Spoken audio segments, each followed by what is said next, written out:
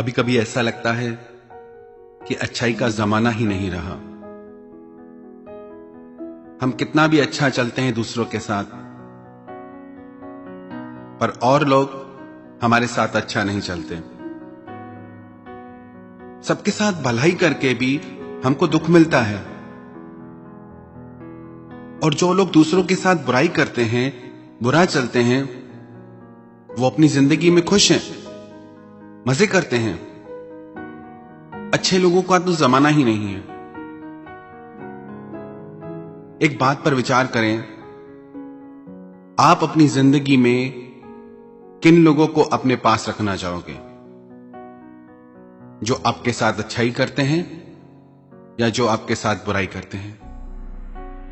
किन लोगों पे विश्वास करोगे? किन लोगों से प्यार करोगे? जो आपके साथ अच्छाई करते हैं या जो आपके साथ बुराई करते हैं? हर व्यक्ति अच्छे इंसान की तलाश में है। कभी कभी लगता है कि सब गलत हो रहा है। जो बुरे लोग हैं वो बहुत अच्छी जिंदगी जी रहे हैं। अच्छे लोगों की जिंदगी में कितना कष्ट है। एक बूढ़ी औरत थी, उसकी 3 छोटी छोटी बेटियां थी। एक बार देवर्षि नारद धरती पे आए। उन्होंने देखा कि वो बूढ़ी औरत जैसे तैसे करके, कुछ काम करके उन 3 छोटी बच्चियों का पालन करती थी। एक बच्ची 5 साल की, दूसरी 2 साल की, तीसरी 1 साल की। उस बूढ़ी औरत को देख के देवर्षि नारद को उन पे गर्व भी हुआ और दुख भी हुआ कि इस वृद्धावस्था में भी ये वृद्धा औरत कितना कष्ट भोग रही है, कितना काम करती है बच्चों को पालने के लिए। कुछ दिन बाद देवर्षि नारद वहां से फिर गुजरे तो देखा कि वो वृद्धा औरत वो मर चुकी थी।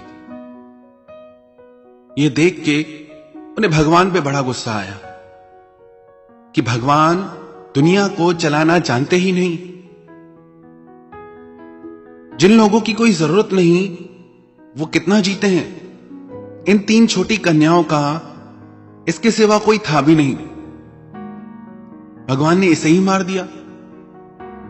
ये तीनों अनाथ हो गई। एक ही सहारा था इनका, उसे भी छीन लिया। बहुत गुस्से में भर के वो भगवान के पास आया और भगवान से कहने लगा कि भगवान, आपको दुनिया चलाना नहीं आती। सब कुछ उल्टा पुल्टा चल रहा है। 3 छोटी कन्याएं जिनको एक वृद्धा महिला पाल रही थी, एक ही सहारा थी उनकी, आपने उन्हें भी मार दिया। जिनकी जिंदगी का कोई अर्थ नहीं, वो कितना जीते हैं। अब उन 3 बच्चों का क्या होगा? आपको दुनिया चलाना नहीं आता। आप अपनी मन मर्जी से हर काम करते हैं। धरती पे जाओ, लोगों को देखो, उनकी जिंदगी में झांको तो पता चले कि वो कैसे जीते हैं। भगवान बोले, नारद, मुझे कुछ भी बोलने से पहले तू एक बार फिर जा और उन 3 कन्याओं को देख के आ। बहुत गुस्से में था, पर वो भगवान की बात मान के वापस धरती पे आया और उसने देखा वहां वो 3 कन्याएं थी ही नहीं।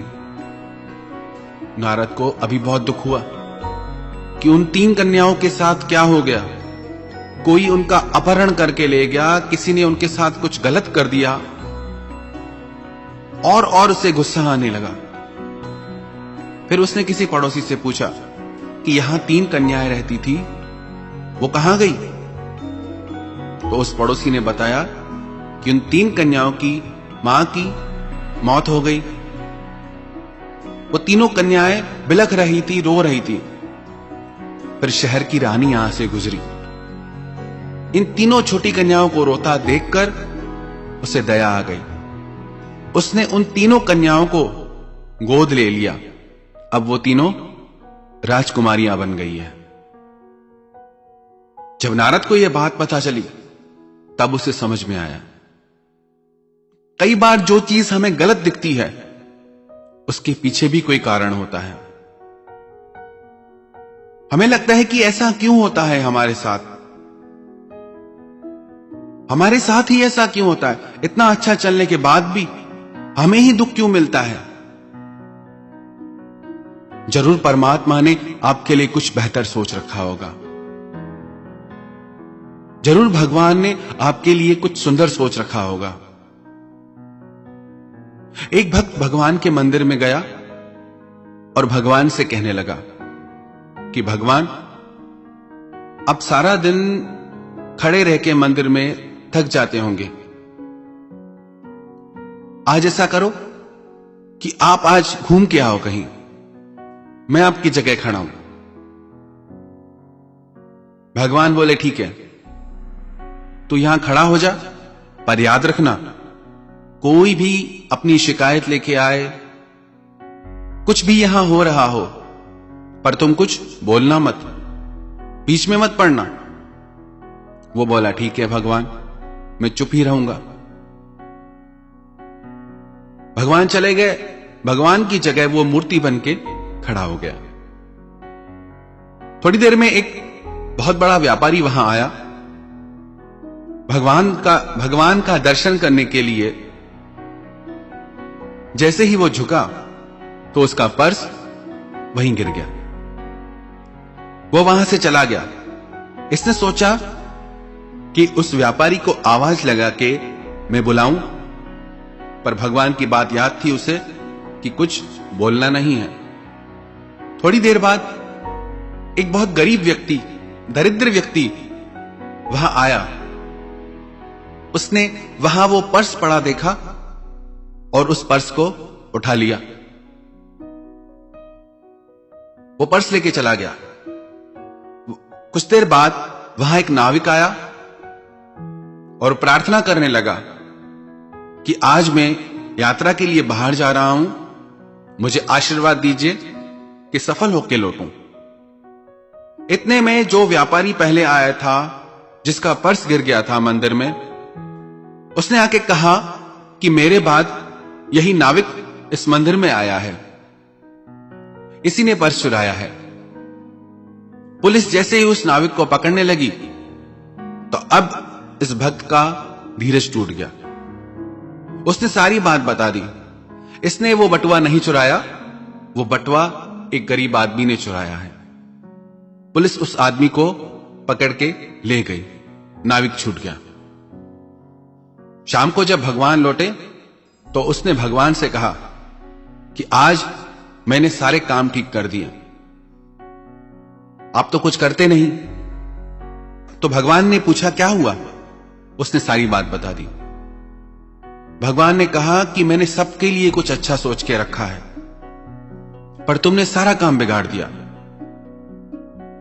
जो व्यापारी, जो सेठ सबसे पहले आया था, वो गलत काम ही करता है, गलत धंधे ही करता है। उसका वो बटुआ खो भी जाता तो उससे फर्क नहीं पड़ता, पर जो गरीब आया था वो खाने के लिए भी मोहताज था। उसका वो बटुआ उससे मिल जाता तो व्यापारी को पुण्य मिलता और गरीब को भोजन मिलता। और जो नाविक यात्रा के लिए जा रहा था, उस नदी में तूफान आना था जिसमें उसकी मृत्यु हो जाती और उसकी बीवी विधवा हो जाती। पर तूने सब कुछ बिगाड़ के रख दिया। कई बार हमें लगता है कि सब गलत हो रहा है, पर हम भविष्य नहीं देख सकते। हमारी बुद्धि बहुत छोटी है। जो वर्तमान काल में दिखता है, जो सामने दिखता है, बस वही सच लगता है। उसके आगे कुछ सोच ही नहीं पाते, उसी में ही उलझ के रह जाते हैं कि ऐसा क्यों हुआ। हम कभी ये सोच ही नहीं पाते कि इसमें भी कुछ अच्छा हो सकता है। एक बार एक पति पत्नी नाव में घूम रहे थे। नदी का पानी बढ़ने लगा। ऐसा लग रहा था कि नाव डूब जाएगी।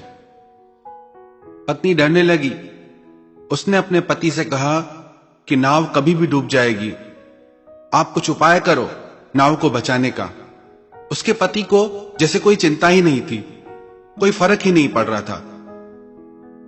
तो उसकी पत्नी ने बोला कि कुछ करो, नाव डूब जाएगी, पानी बढ़ रहा है।